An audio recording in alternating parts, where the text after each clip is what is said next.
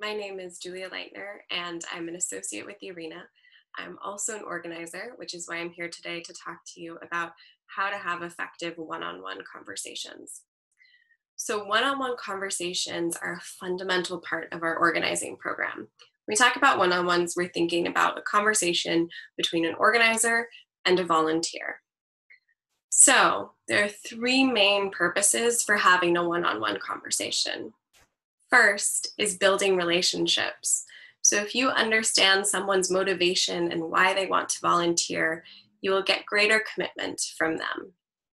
Second is to escalate a relationship.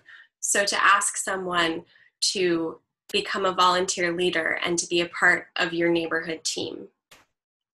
The third is to convey the plan to win, to let people know what we need to accomplish between now and election day. You can't do this alone, and the more that people understand the work that has to get done, the more likely they are to help. All right, so those are the three reasons for doing a one-on-one conversation, but how do you actually have the conversation? Think about it in 5 parts. First, you have your introduction. You want to sit down and talk about who you are and why you're motivated to elect your candidate. Second, you're going to sit back, ask questions, and listen with intention. So you want to think about this conversation as you are doing 20% of the talking and they are doing 80% of the talking. So that means you're listening 80% of the time.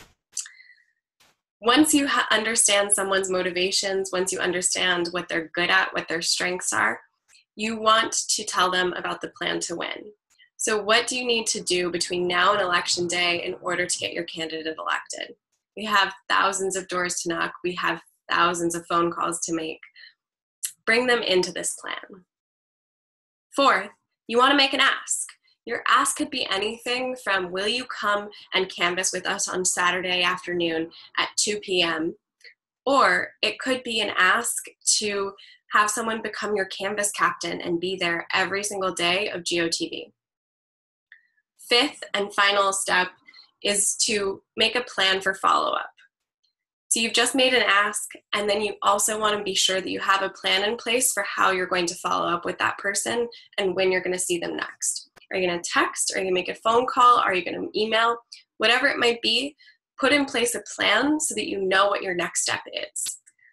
So that is the art of the one-on-one. There is more information in the guide. And I hope that you have a great time deepening these relationships and building your teams. This is the most important work that we can do on the ground. Best of luck and have lots of fun.